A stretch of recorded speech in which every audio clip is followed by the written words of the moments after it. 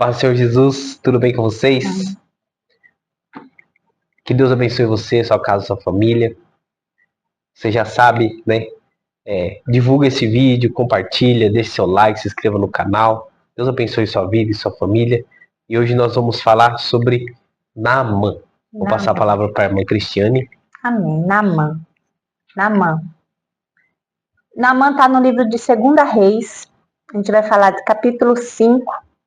A gente vai falar do 1 até o 4. Mas antes do nosso irmão André ler 2 Reis, capítulo 5, de 1 a 4. Tá bom? 2 Reis no Velho Testamento. Antes do irmão André ler, quero ler com vocês uma pequena introdução, que ele diz assim: estamos vivendo em uma época em que os influenciadores digitais estão admirados e imitados por multidões. Pode ser que você, assim como eu, não acumule milhares de seguidores nas redes sociais, mas temos ao nosso alcance tarefas de exercer influência ao nosso redor para abençoar pessoas e aproximá-las de Deus. Presta atenção, nós temos a oportunidade, nós temos o alcance de influenciar essas pessoas e a se aproximarem de Deus. Pois foi isso que a serva de Naamã fez, permitindo-se ser um instrumento divino em seu limitado espaço de influência. Olha só, uma menina foi limitada e mesmo assim ela foi influenciadora naquele tempo ao seu Senhor. Pode ler o texto pra gente, por favor, André. Amém. Vamos lá. 2 Reis, capítulo 5, do 1 ao 4, diz assim. Isso aí. E Naamã, chefe do exército do rei da Síria, era um grande homem diante do seu senhor e de muito respeito, porque por ele o Senhor dera livramento aos sírios, e era este varão homem valoroso, porém leproso. Verso 2. E saíram tropas da Síria, da terra de Israel, e levaram presa uma menina, que ficou ao serviço da mulher de Naamã. E disse esta a sua senhora: tomara que o meu senhor estivesse diante do profeta que está em Samaria, e ele o restauraria da lepra. Então entrou Naamã e notificou a seu senhor, dizendo: assim falou a menina que é da terra de Israel. Muito bem. O que era o contexto? Depois a gente vai deixar na descrição do vídeo. Isso aqui é um devocional que eu faço todas as manhãs. Vou deixar na descrição do vídeo, né? Porque como eu estou lendo de um outro autor, a gente vai colocar para vocês, caso vocês queiram adquirir. A gente não está ganhando nada com isso, mas é muito bom esse devocional. Ele diz assim, ó, o que o contexto está dizendo? O contexto é em que a jovem menina encontrava era o cativeiro. A menina, ela foi presa, ela saiu da sua terra, pegaram ela, né? Porque na época eles brigavam muito entre eles, né? Entre as cidades, filhos, né? Nações, essa era a palavra que eu queria lembrar. Obrigada. Entre as nações, e tinham muita guerra. Por quê? Pela posse de poder das terras. E foi levado cativeiro, assim como na época dos babilônicos, assim como na época do pessoal que virou, do povo de Israel que virou escravo no Egito. Também essa menina, ela foi levada a cativeiro. Agora você imagina, querido e querida, não se sabe se ela era uma criança, não se sabe se era uma mulher, né? A Bíblia fala menina. Provavelmente ela era bem jovem. Eu acredito, né? Isso que eu ia falar, acredito que ela seja jovem. E o jovem, o que jovem? Jovem é cheio de revolta. Sim, quer sair, passear. Quer passear. Quando recebe um não, quando a gente recebia um não, quando a gente era jovem, era o fim do mundo. Mas que pai chato, que mãe ditadora, que não sei o quê, mas que professor que não, só porque eu não botei a vírgula na redação, tirou ponto. É isso. Jovem é isso.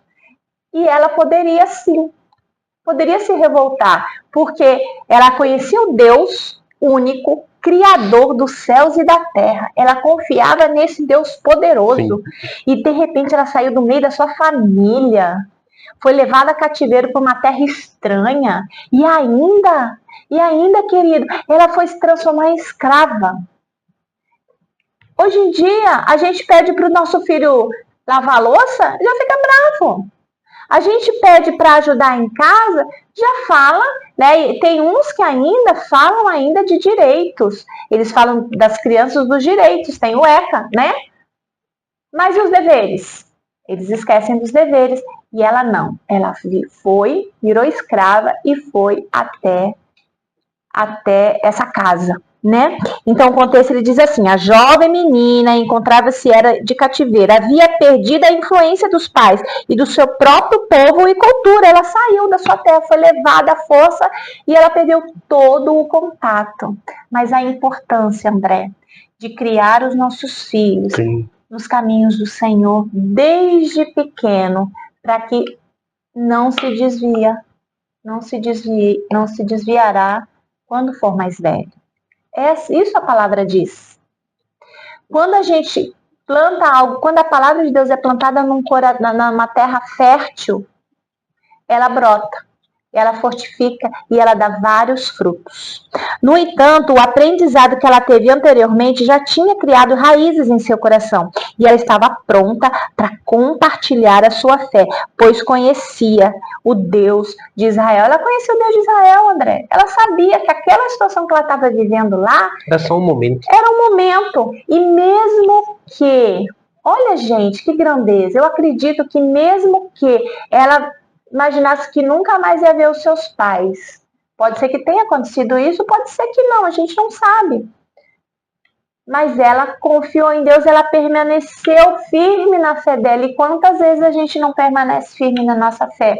Porque o irmão da igreja nos entristeceu, ou porque o pastor fez algo errado, ou porque o nosso pai ou a nossa mãe teve uma falha. Que crente é esse? Que crente é essa? Que exemplo é esse? Eu não quero mais saber de Deus. Eu não quero mais saber da igreja. Não quero saber mais de nada. Não quero mais estudar. Quantos jovens param de estudar, né?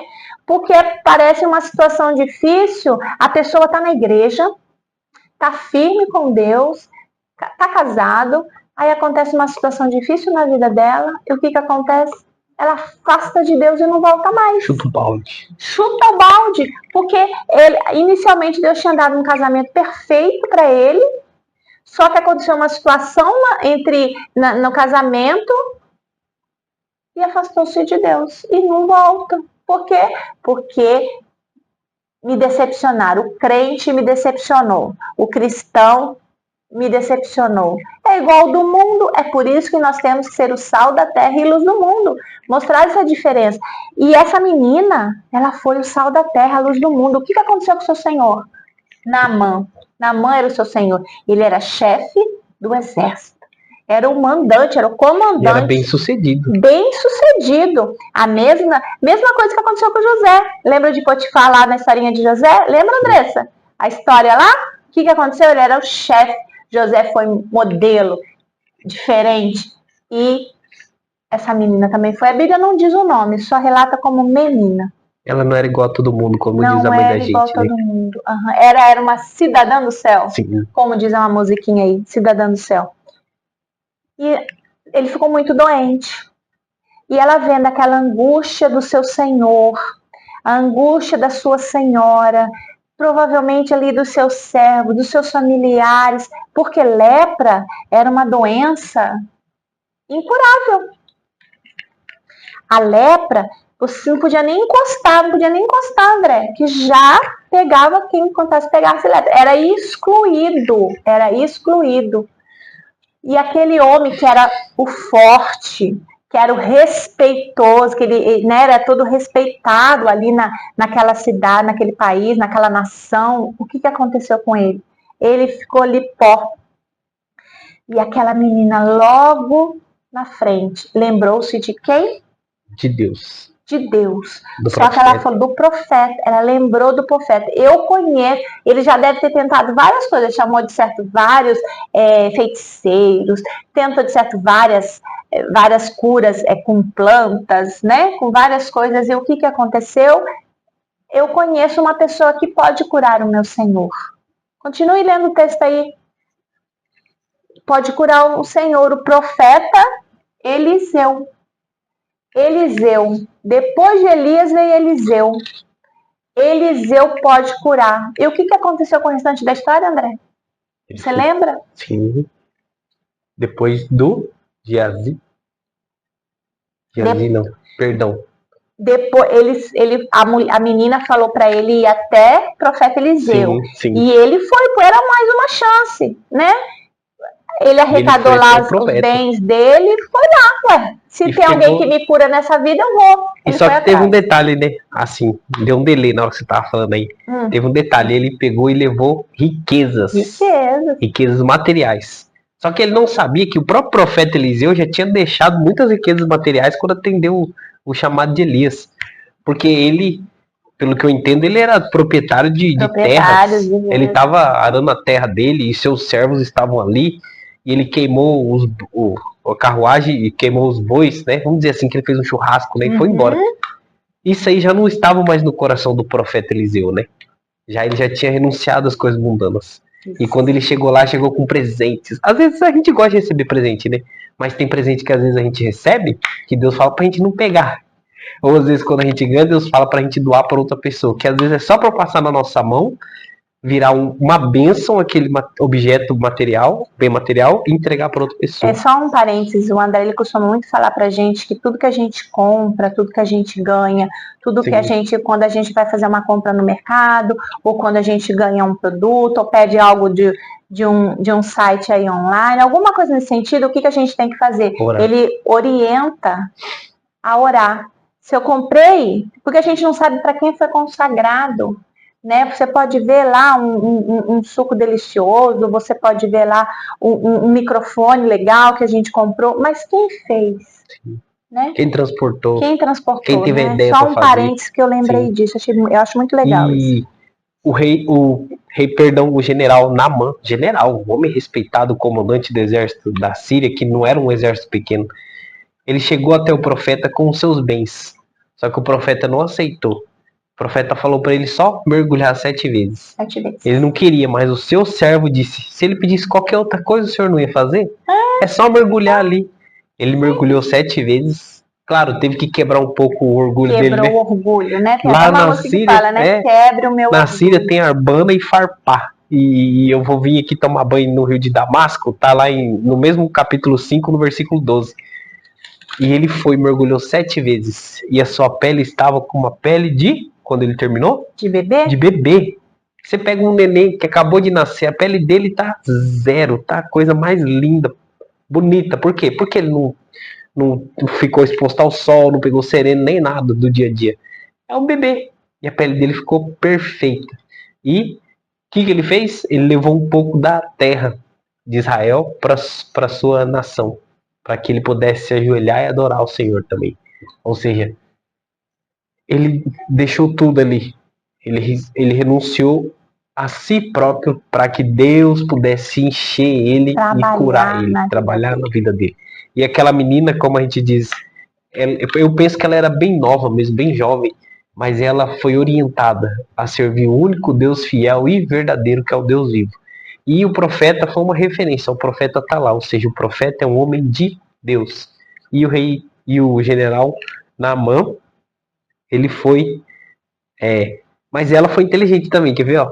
Presta atenção, a gente vai falando, a gente vai achando outros pontos. A gente vai lembrando desses pontos. Se ela chegasse direto e falasse com o seu senhor, talvez ele não daria crédito. Mas ela fez o que? Ela falou com a esposa do seu senhor, e a esposa usou o seu poder de esposa para convencer o seu marido.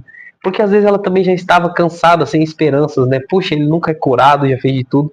E ela foi, conversou com seu marido e depois ele teve um conselheiro também, que eu acredito que foi usado por Deus. Ou seja, Salomão fala, na multidão de conselhos, né? Tudo é bem sucedido. Mas depende para quem você pede conselho. Vou pedir conselho para uma pessoa do mundo? Eu vou pedir conselho para uma pessoa de Deus. Primeiramente, o conselho é de Deus e a Bíblia, mas depois as pessoas que servem a Deus. E ela fez todo esse caminho, falou com a chefe dela, vamos dizer assim, a patroa dela, e ela falou com seu esposo e deu tudo certo. Ele foi curado. Foi curado. Amém? E é isso que Deus quer fazer na minha vida, na sua vida, André, na vida da Andressa. Na vida que você está nos ouvindo, está nos vendo, Deus quer curar a sua vida.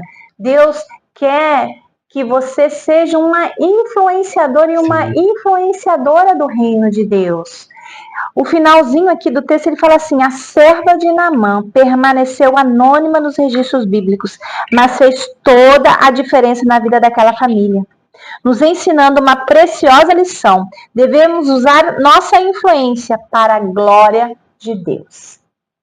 Não use a sua influência para você ter benefícios próprios. Use a sua influência para glorificar o nome de Deus, porque Deus mandou o seu filho, seu único filho, para influenciar na sua vida, para te salvar, para te libertar, para você um dia encontrar-se com Ele na glória.